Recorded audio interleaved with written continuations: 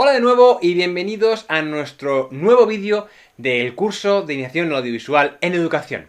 Si en el tutorial anterior veíamos cómo escribir nuestros propios guiones, en este vamos a daros una serie de trucos y consejos para pasar del papel a la pantalla.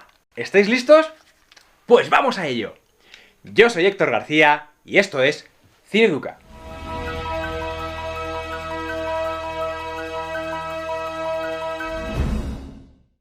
En el lenguaje audiovisual hay una serie de elementos importantes que debemos tener en cuenta. Entre ellos, los tipos de plano y sus clasificaciones. ¿Pero qué es esto de un plano? Bueno, pues el plano es la unidad mínima dentro del audiovisual que tiene un significado propio. Que ya solo con ver un plano tenemos un mensaje. Por definición, un plano es la composición visual de los elementos que se ve a través del encuadre de la cámara. Lo que vemos en pantalla. Lo que está dentro del término campo. El campo es todo aquello que está dentro de las líneas imaginarias que rodean a nuestro espacio. Lo que se ve en pantalla, como decía. Por ejemplo, en el vídeo de presentación de Cineduca que hemos puesto de ejemplo, cuando hablo de la composición matemática, podéis ver que hay unos edificios detrás de mí. Sin embargo, no implica que no haya nada más a mi alrededor. Lo que pasa es que no lo veis. ¿Por qué?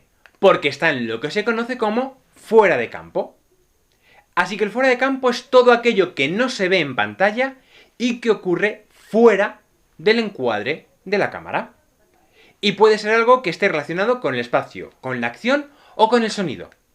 La relación con el espacio puede darse con el juego de miradas. Por ejemplo, cuando el personaje mira hacia algo que no sale en pantalla y que nosotros no podemos saber hasta que nos lo enseñan o se reencuadra y nos lo muestra el espectador.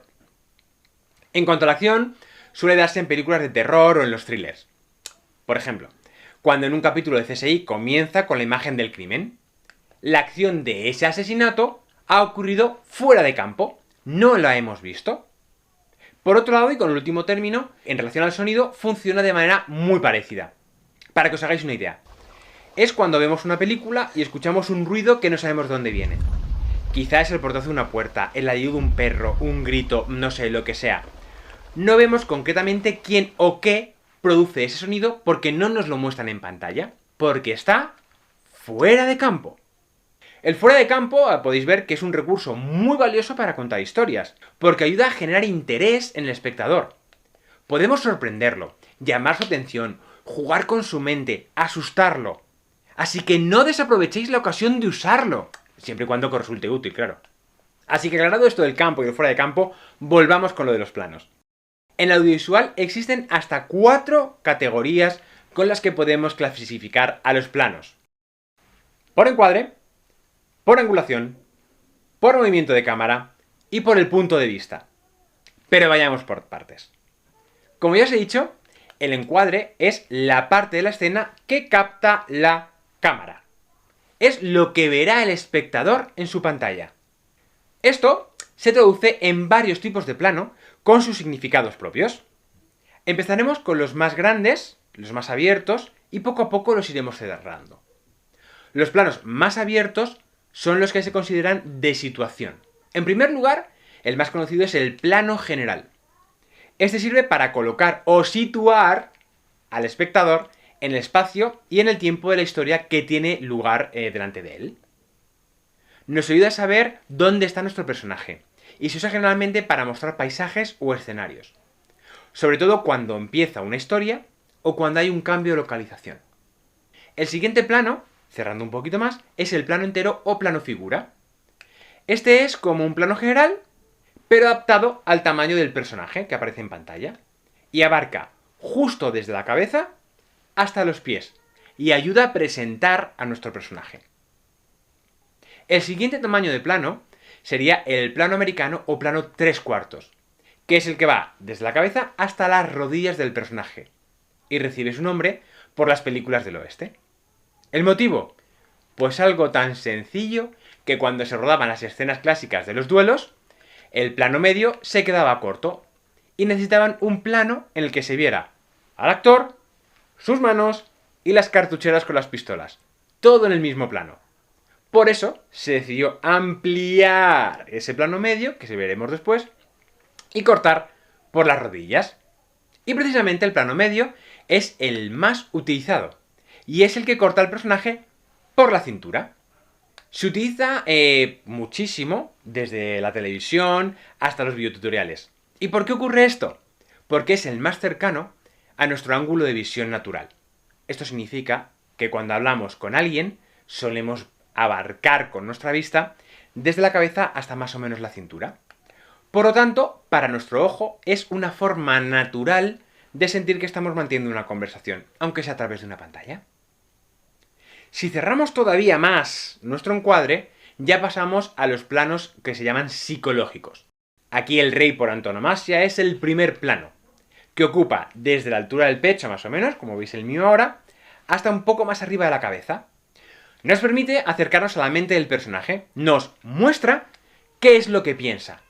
Y es donde el actor nos cuenta algo a través de sus gestos faciales, bien sea con una mirada o con su propia expresión. El siguiente sería el primerísimo primer plano, que es un cierre del encuadre mucho más brusco. Corta la cara del personaje desde la barbilla hasta el nacimiento del pelo y da una sensación bastante agobiante y de estrés, porque toda la pantalla está literalmente ocupada por la cara del personaje y no nos deja ver más allá de él. Eso significa que nos resta muchísima información y nos crea muchísima tensión. Por eso es uno de los planos que más se utilizan en el cine de terror. Y por último, aunque no menos importante, tenemos el plano detalle. Este encuadre se utiliza para destacar un elemento que en cualquier otra circunstancia nos hubiera pasado desapercibido y que es importante para la historia. Los planos detalle envían información relevante al espectador, siempre. Por ejemplo, las manecillas de un reloj, unos ojos que se abren, o una cajita de música. Así que veis que estos serían un poco los tipos de plano por encuadre, por tamaño. Pero también podemos clasificarlos por angulación. ¿Y qué es la angulación? Pues es la posición y la altura en la que colocamos la cámara a la hora de grabar. Por norma general, la cámara, como esta que me está grabando ahora, se coloca habitualmente a la altura de los ojos. Así. Esto es el ángulo neutro o normal, el ángulo de visión. Sin embargo, la cámara puede ser colocada por encima de la línea de visión, con lo que hablaríamos del plano picado, o por debajo, y estaríamos hablando de un contrapicado. Este tipo de angulaciones tienden a colocarse para dar o restar importancia a determinados personajes o elementos. De hecho, en muchísimas películas, para evidenciar quién es el villano o la figura de autoridad, el director suele utilizar planos contrapicados que crean un efecto de grandeza. En cambio, cuando queremos empequeñecer a nuestros personajes, colocamos la cámara picada para dar sensación de aplastamiento, de que es alguien insignificante.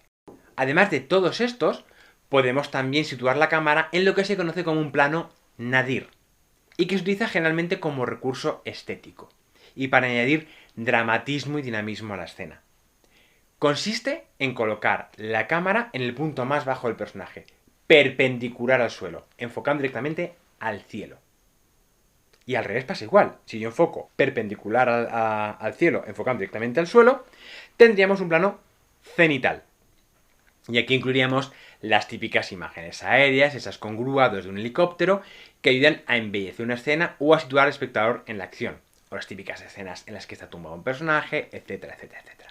Visto todo esto, ya podríamos pasar al tercer grupo de planos, los que se definen por el movimiento de la cámara.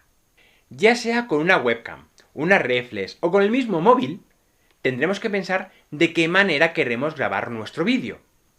Quiero decir, ¿dejaremos la cámara estática en algún lugar, como este vídeo? ¿O vamos a moverla de un lado para otro para pillar diferentes ángulos y darle más dinamismo? Pues el primero de todos estos movimientos, y el más sencillo, es cuando la cámara no se desplaza físicamente de su posición, sino que gira sobre sí misma, ya sea de forma vertical u horizontal. Estaríamos hablando de la panorámica, o paneo, como queráis. Ahora bien, una vez que la cámara se mueve de su punto inicial, ¡qué voy!, estaríamos haciendo un traveling. Los traveling son utilizados para acercarnos o alejarnos o desplazarnos junto a lo que estamos grabando. Y no debemos confundir esto con el zoom. No os preocupéis que hablaremos de eso después, ¿vale? De la diferencia. Cuando hacemos un traveling, tenemos varias opciones. A nivel profesional, la cámara suele estar colocada en un carro sobre unos rieles que ayudan a que el seguimiento sea estable y la cámara no se mueva a trompicones y a saltos. También empieza a ser común utilizar inventos como pueden ser los drones para las imágenes aéreas en traveling, los gimbals o las Steadicam. Por supuesto, un rodaje de menor presupuesto, como puede ser los nuestros al hacer algo para clase, se puede emplear elementos como patines, monopatines, carritos de la compra, sillas de ruedas, cualquier elemento que se desplace de forma suave y relativamente estable. Ya está. De todas formas, hoy en día podemos encontrar artículos como los gimbal que utilizan los profesionales a un precio bastante razonable y bastante asequible. Y además, podremos encontrarlos tanto para cámaras reflex como para móviles. Así que simplemente buscad y comparad precios. Sobre el zoom que he mencionado antes, no debe confundirse con el traveling, porque el zoom no es un movimiento físico, no se desplaza la cámara, sino que es un movimiento óptico. La cámara no se mueve en ningún momento, pero sí lo hace la lente mediante un juego de distancias focales. Este movimiento se utiliza principalmente en formatos como el documental o el falso documental. Sin embargo, no es aconsejable abusar de él, porque un aumento brusco del zoom o su uso hace que la imagen pierda calidad y luminosidad. Así que siempre que podáis, mejor traveling si queréis acercaros a algo. Como en todo, dentro de todas estas categorías hay infinidad de subcategorías, con cada punto muchísimo más detallado.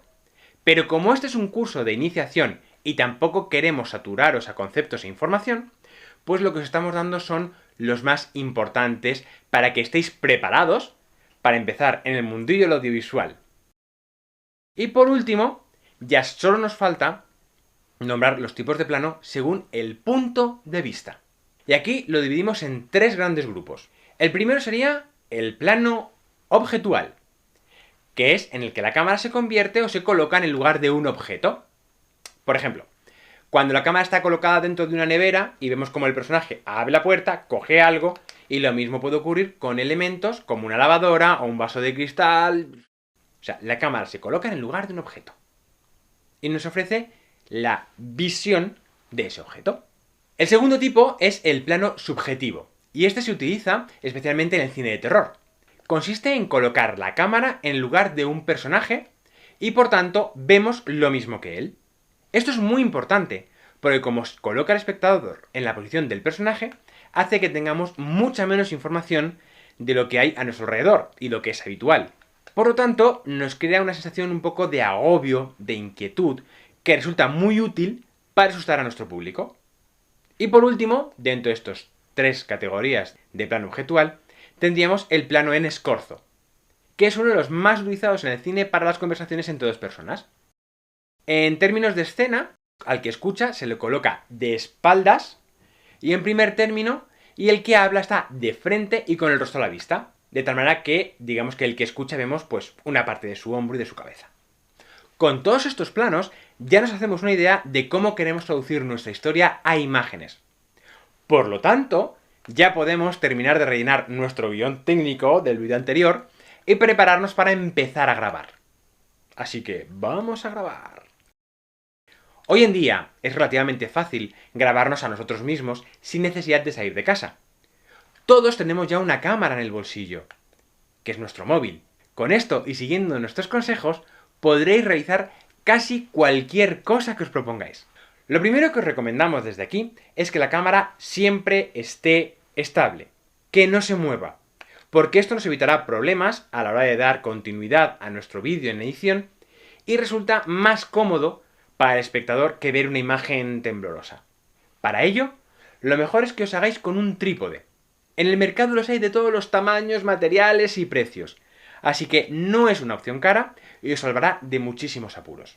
Y sí, también podéis utilizar el trípode con vuestro móvil. Lo único que necesitáis es haceros con un cabezal de palo selfie. Este aparatito podéis unirlo a la zapata de la cámara del trípode gracias a este tornillo que tiene en su base. Y de la zapata lo unís al trípode. Así ya podéis usar vuestro móvil con una sujeción perfecta. Una vez estabilizada nuestra cámara, podemos empezar a grabar. Lo más sencillo es grabar con una sola cámara y repetir tantas veces como necesitemos para cada uno de los planos que queramos realizar. Por eso es tan importante el guión técnico, para llevar un seguimiento preciso de todo lo que queremos que se vea en pantalla. Sobre el tipo de cámara que usar, bueno, pues esto dependerá de vosotros. La mejor opción siempre es una cámara de vídeo o en su defecto una cámara reflex. Al fin y al cabo están creadas para grabar. Es ese su trabajo. Sin embargo, en su contra juega el precio que tiene en el mercado y que necesita unos conocimientos mínimos para ser capaces de usarla.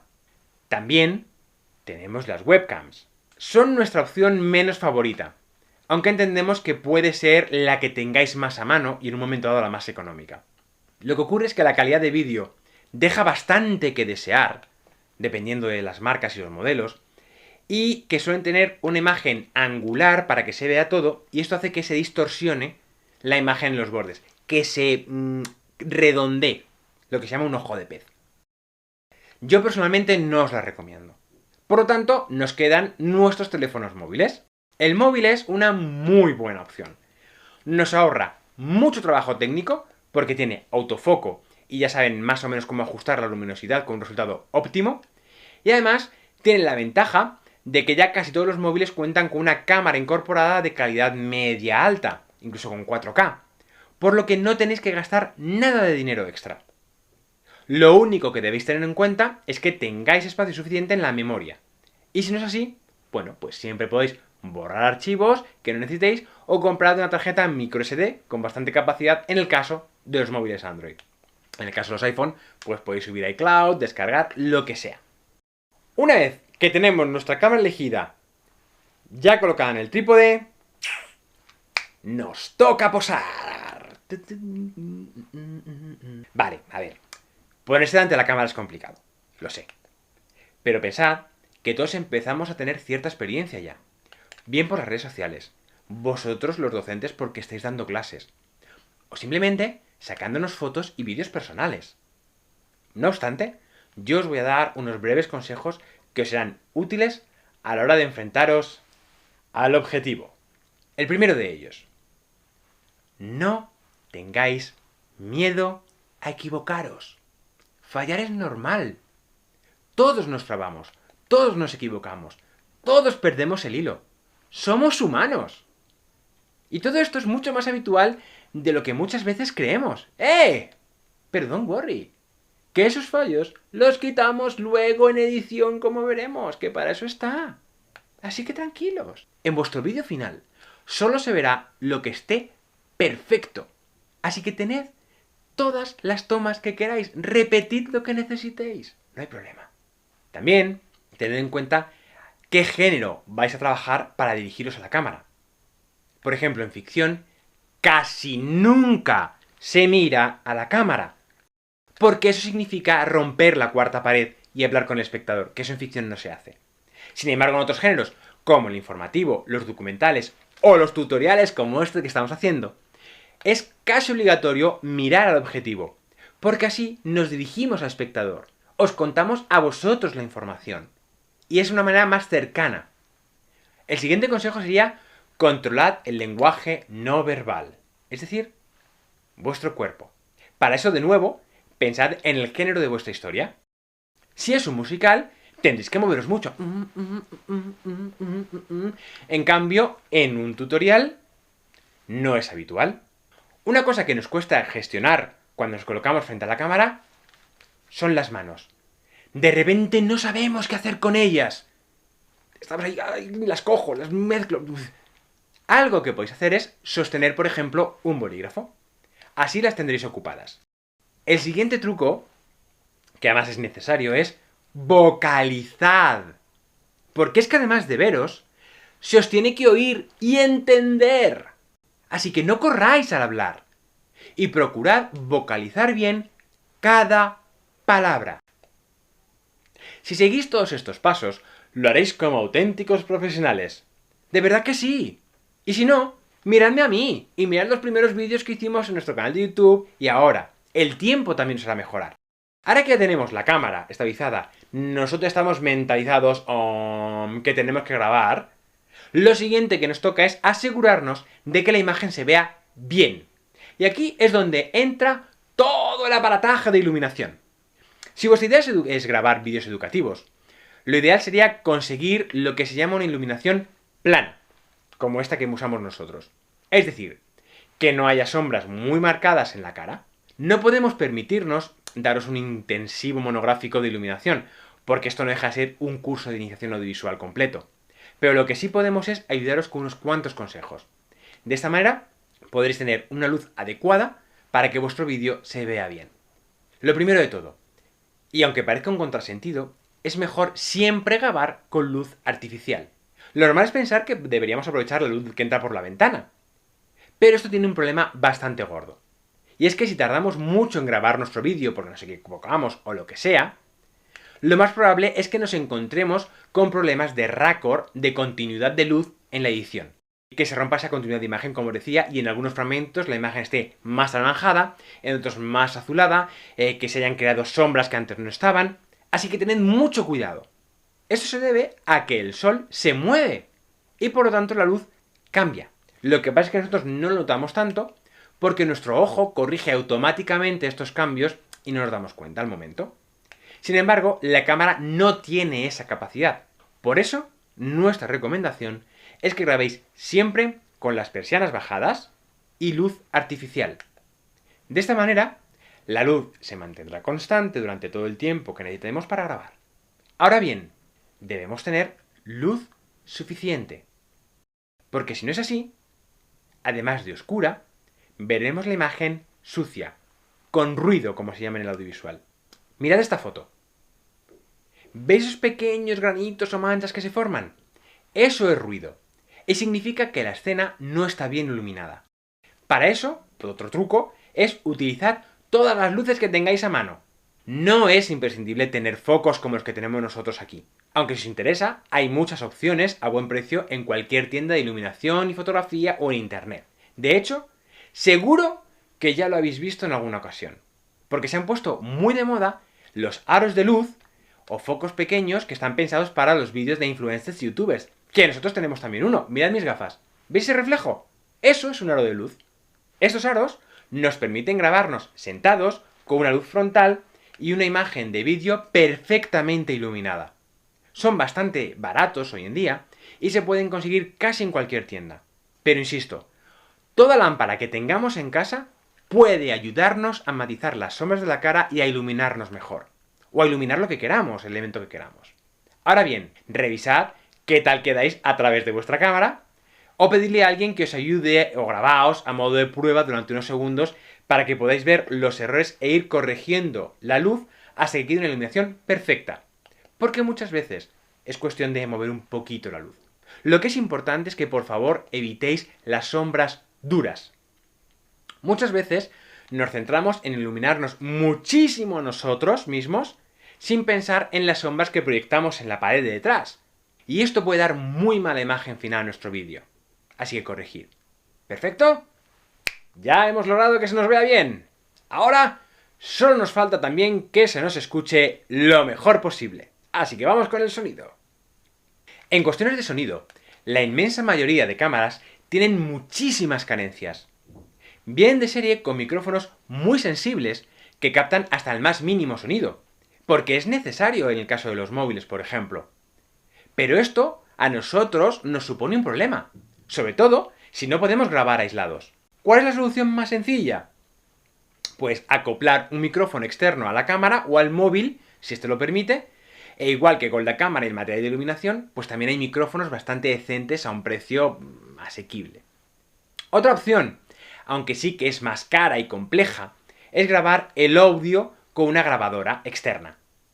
Nos dará una calidad de audio casi perfecta, pero nos obliga a invertir bastante más dinero en grabadora y micrófonos. Además, en términos técnicos, debemos hacer una claqueta para luego sincronizar audio y vídeo en el programa de edición. Y al final, esto es como todo. Depende de vosotros. Depende de cuáles son vuestros planes a medio o largo plazo, audiovisualmente hablando, valga el palabra. Del uso que veis a darle a todo este material y de cuánto queráis profesionalizar vuestra producción. Por supuesto, también podéis invertir en elementos como un croma. Seguro que lo habéis visto en muchísimas películas de acción. El croma es una pantalla, generalmente verde, que luego en postproducción es posible eliminar o sustituir por la imagen o el vídeo que queráis. Para esto sí necesitamos una iluminación perfecta. No puede haber sombras sobre la tela porque al programa de edición le costaría muchísimo trabajo reconocer y seleccionar todo aquello que sea del color de nuestro croma. Por lo tanto quedarían restos y el resultado quedaría muy artificial. Para que lo entendáis, las sombras, el programa de edición no las va a reconocer como verde, las va a reconocer como negro y no las va a eliminar. Si lo preferís, también podéis usar maquetas y jugar con la posición de la cámara para que parezca que son de tamaño real. Esto se aplica sobre todo en técnicas audiovisuales como el stop motion o dentro de ficción para recrear edificios inmensos como el castillo de Hogwarts en Harry Potter o el abismo de Helm en El Señor de los Anillos. Como veis, las posibilidades son infinitas. Pero eso ya es material de otros cursos. Con las nociones básicas que os hemos traído en este vídeo, ya estáis más que preparados para empezar a grabar vuestros primeros proyectos. Veréis lo rápido que iréis mejorando y aprendiendo nuevas formas de expresaros. Y os aviso que esto engancha. Y si no, mirad a mí. Solo un último consejo y con esto ya termino. Coged la costumbre de anotar en un papel qué número de toma hacéis y decidlo a cámara al principio de cada vídeo, cada vez que retoméis. Por ejemplo, imaginad que empecéis a grabar la clase de literatura sobre Lope de Vega. Pues escribís en una hoja el título y el número de intentos que lleváis. En este caso, pongamos que he tenido que repetir el vídeo 5 veces. Pues escribo una hoja. Clase de literatura sobre Lope de Vega, toma 5. Luego me coloco frente a la cámara y repito la misma frase. Clase de literatura sobre Lope de Vega, toma 5. Esto es lo que en audiovisuales se llama parte de cámara. Este papel nos ahorrará muchísimo tiempo en edición, porque no tendremos que revisar todos los vídeos hasta encontrar cuál ha sido la toma buena. Así que claro, tenéis que notar cuál es la toma buena y cuál es la toma falsa. Si la toma buena es la 5, ok, o un tic. Y ahora ya, sí que sí. Ya podéis grabar vuestras historias y en cuanto las tengáis, llevarlas al programa de edición para darles sentido. Pero eso lo haremos en los siguientes vídeos. Ahora espero de verdad que este tutorial os haya resultado de utilidad y tengáis ganas de empezar a dar rienda suelta a vuestros proyectos. Como ya sabéis, no dudéis en consultarnos todas vuestras dudas. Estaremos encantados de ayudaros. Nos vemos en el próximo vídeo.